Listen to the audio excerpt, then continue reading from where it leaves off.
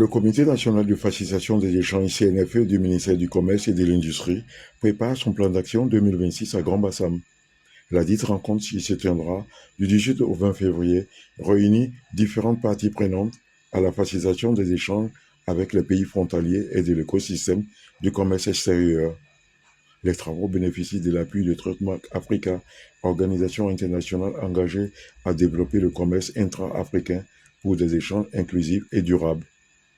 L'atelier vise à tirer les leçons en termes d'acquis et d'insuffisances de l'exercice 2025 sur la base du bilan de chacune des structures composantes du CNFE et surtout élaborer un plan d'action 2026 cohérent, réaliste, budgétisé et assorti d'indicateurs de performance en définissant clairement les appuis techniques, institutionnels et financiers nécessaires.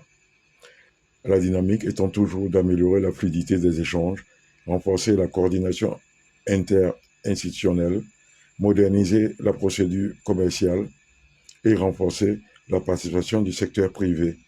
Le lieutenant-colonel Do Ange, chef de bureau du transit de la facilitation des questions de sécurité des douanes. Nous sommes réunis ici aujourd'hui pour la réunion bilan du Comité national de facilitation des échanges, le CNFE.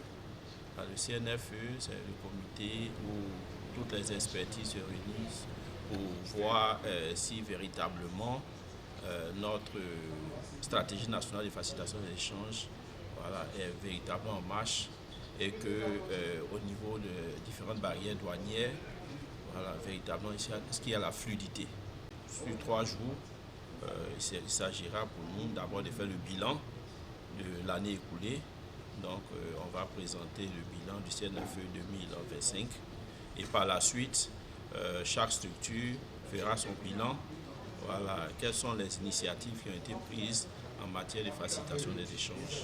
Et par la suite, ensemble, nous allons élaborer la stratégie pour 2026. La Côte d'Ivoire a signé l'accord sur la facilitation des échanges de l'OMC et c'est cet accord-là qui impose à chaque pays de mettre en place un comité national de facilitation des échanges.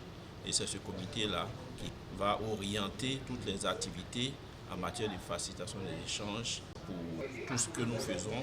Et la CEDEAO véritablement aussi nous appuie à ce niveau, puisqu'il s'agira, on n'échange pas seul, on échange avec des pays qui sont aux alentours de nous.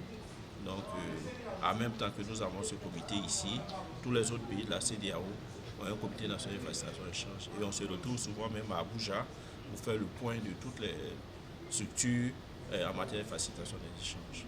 Donc, véritablement, nous sommes lancés.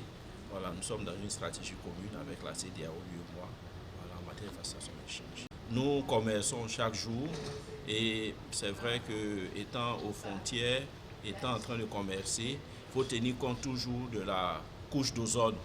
Il ne faut pas polluer la couche d'ozone par ce commerce-là. Donc les camions qui sont engagés dans ce commerce, les marchandises même qui sont engagées dans ce commerce, il faudra s'assurer que ces marchandises, ces camions ne puissent pas polluer la couche d'ozone.